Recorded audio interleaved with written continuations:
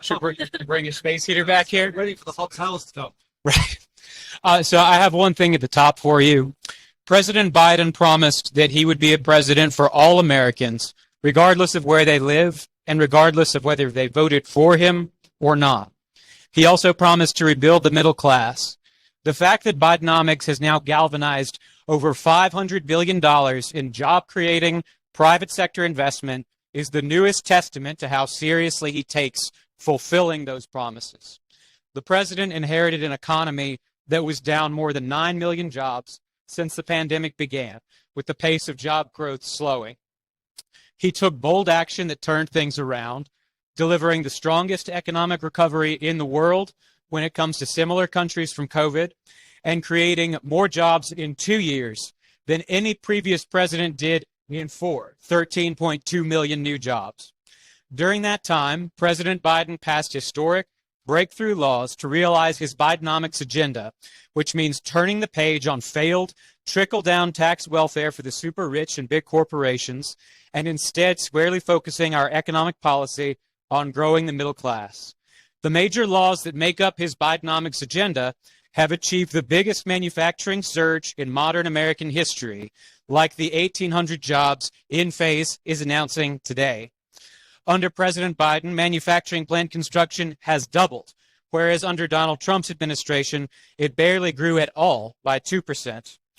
Today's announcement by InPhase is especially significant because previously their solar microinverters were only made in China, in India, and in Mexico. Now, for the first time, they're going to build them in the United States, including in South Carolina, which is going to net up to 600 jobs for the community we're visiting today. Bidenomics is also rebuilding our infrastructure, cutting costs for families, and ensuring we outcompete the world when it comes to industries of the future, like clean energy, like manufacturing. There's a long list of numbers that demonstrate how the president is rebuilding the middle class. Jobs are up, incomes are up, economic growth is up, energy costs are down, healthcare costs are down, and the inflation that has impacted every country around the world due to COVID and Russia's invasion of Ukraine is down. But the most powerful endorsement of Bidenomics is this. Every signature economic law this president has signed, congressional Republicans who voted no and attacked it on Fox News then went home to their district and hailed its benefits. The president is excited that they have seen the light because what could speak to the effectiveness of Bidenomics more than these conversions? There's no shortage of examples of this among South Carolina's delegation. For example, Senator Lindsey Graham called the Inflation Reduction Act a nightmare for South Carolina. Just 2 months later, he called BMW's electric vehicles announcement one of the most consequential announcements in the history of the state of South Carolina. Representative Joe Wilson blasted the bipartisan infrastructure law, but later announced, I welcome Scout Motors' plans to invest $2 billion and create up to 4,000 jobs in South Carolina. Nancy Mace called Bidenomics legislation a, quote, disaster, then welcomed a raise grant to Charleston. Again, those are just a few of many examples. It is impossible to argue that a policy is not getting results for the middle class while simultaneously rushing to associate yourself with it. Like the president said when this happened with the rescue plan, he's not even mad because it proves they know it's working. And then lastly, on a personal note, let's please keep today above board and steer clear of regional differences between North Carolina barbecue and South Carolina barbecue. I'm happy to field questions on more appropriate subjects like national politics, religion. I'm happy to be a theological resource if that is helpful, but we'll still steer clear of barbecue and happy to take questions. Just, one quick one and then a little bit longer one. On cluster munitions, has the president made a decision on whether to send cluster munitions to Ukraine? As Chairman Billy indicated, that is under active consideration. I do not have an announcement to make at this time. Our focus is on continuing to equip Ukraine with a wide range of munitions that they are using effectively as they bravely defend their country and their sovereignty against Russia's illegal onslaught, which has included war crimes and atrocities. That is our main focus. We have executed over 40 drawdowns to ensure that they can be as strong as possible, continue to defend their territory as effectively as possible. And if I could just ask, on yesterday's meeting with the Prime Minister of Sweden, did they engage on the Quran burning situation? And then more broadly, coming out of that, does the president believe that Sweden's accession can be completed, that an agreement could come to terms before the NATO summit next week? When it comes to the Quran burning, we found this action offensive, and we agree with the government of Sweden, which called it inappropriate. Demonstrations such as this one could create an environment of fear that impacts the ability of Muslims and members of other religious minority groups to freely exercise their right to freedom of religion or belief. The United States also supports freedom of expression and the right to peaceful assembly, which are elements of any democracy. As the Swedish Justice Minister said, Sweden has strong protections for freedom of expression. At the same time, quote, the fact that it is allowed does not in any way mean that we have to support what is said. That is something the president identifies with as a proud member of faith himself. He respects other faiths. He respects everyone's right to exercise their faith. He wants people to respect his faith. And when it comes to Sweden and NATO, the president continues to strongly support Sweden joining the security alliance. I'm going to underline that they have met all of the commitments they made on the margins of the Madrid NATO summit last year, including when it comes to counterterrorism policy. He hopes that Turkey and Hungary will support them joining the security alliance because their values are aligned with NATO's values. They will contribute to the security of every member and to the security environment in Europe. I'm not going to put a time frame on it, but he wants that to take place as soon as possible for our mutual benefit. Andrew, can you? Okay. Thanks, sir. Is the United States tracking the location of Wagner leader Prigozhin after the Belarusian Russia leader said that he was not there and had returned to either St. Petersburg or Moscow? I am not going to address his whereabouts. You'll need to consult other sources for that. We continue to monitor the Wagner Group, as we've disclosed to all of y'all. We have applied binding sanctions to them. They commit a wide range of crimes in the countries in which they are active, but I do not have new details to provide about whereabouts or anything else concerning Prigozhin or the Wagner Group. On a separate topic, do you have any new details on the investigation into the cocaine found at the White House? Can you confirm that it was a small baggie and that DNA testing is taking place? I respect there's interest in this. To be transparent with you, I do not have additional information to provide beyond what Karine laid out in the briefing room yesterday, which is this is something we take seriously. The law enforcement professionals in the Secret Service are investigating after this substance was discovered in a highly traveled area. We're willing to assist in any way needed. Beyond that, I'm going to respect their process. On another one on Russia, there was a report from NBC News that said former senior U.S. officials, the Council of Foreign Relations, had made outreach to Russian nationals, including Foreign Minister Lavrov, about laying the groundwork for peace talks with Ukraine. Was the administration read in on those talks, and do you support them? I'm not going to speak for any private citizens who are not members of the administration. I would suggest you contact those individuals who the reporting concerns.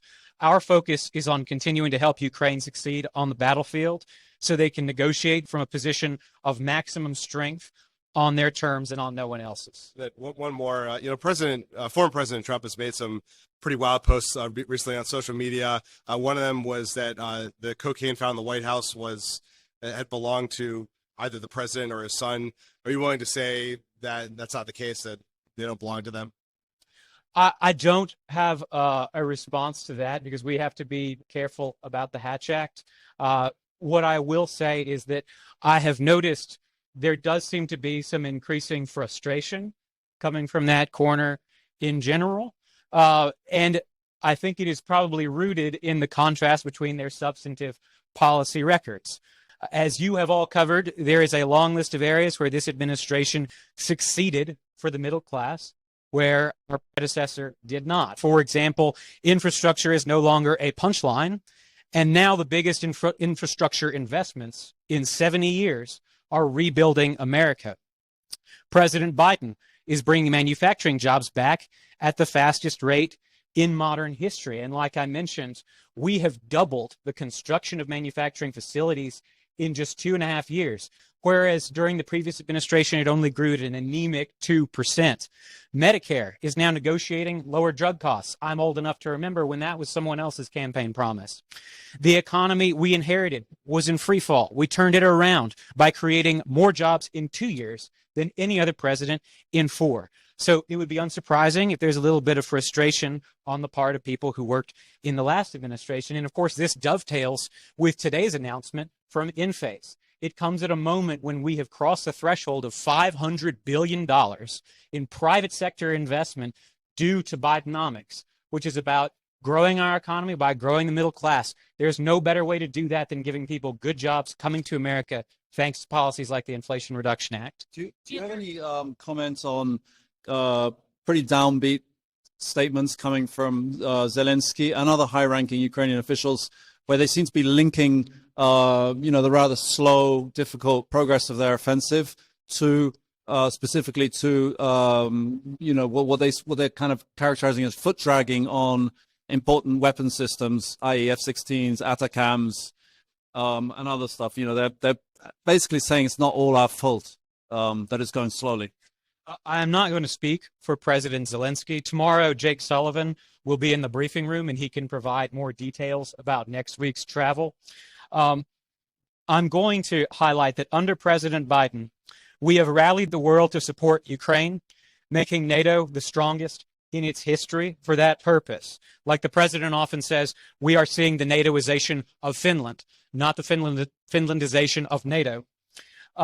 We have executed over 40 drawdowns of military equipment to Ukraine, giving them a huge range of capabilities that they are bravely using to defend their sovereignty.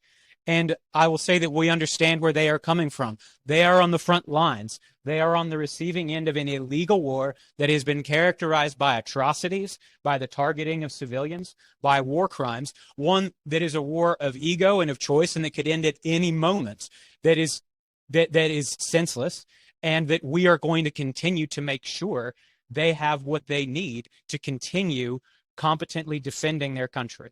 Andrew, just to follow on Jordan's question, NBC is also reporting that the NSC has been briefed by these private individuals who have been taking place in these Track 2 talks with people including Lavrov.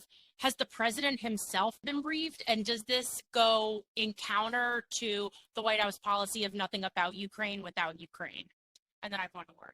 I don't have private conversations to read out one way or the other.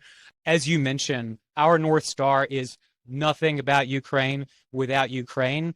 And our top focus is to continue equipping them so that they can keep successfully defending their country so that they can negotiate from a position of maximum strength. And then my next one is, does the White House plan to use Threads? So I do not have an announcement to make about Threads today. We can keep you all posted if we do. Yeah, please do. Andrew, we reported yesterday that that China's spy facility in Cuba dates back decades. Is this something that the United States at this point accepts, that China has a permanent intelligence capability in Cuba? I don't have new information to provide on that subject right now. I appreciate the interest, but I don't have any new details to give. Question here. Some members of Congress, bipartisan delegation of members of Congress, are proposing a bill to audit the Pentagon. And in fact, the Pentagon fails a certain audit, they'd have to give that money back to the Treasury to go towards deficit reduction. And they cite this because the Pentagon has failed multiple audits over the years. Is that something the administration is open to, or are they not looked at it yet? This is the first that I have heard of that legislation, so I'll need to take the question. But since you raised deficit reduction, this president has already achieved record deficit reduction since he took office, 1.7 trillion. He also passed the Inflation Reduction Act to further reduce the deficit by having the wealthy and big corporations pay their fair share.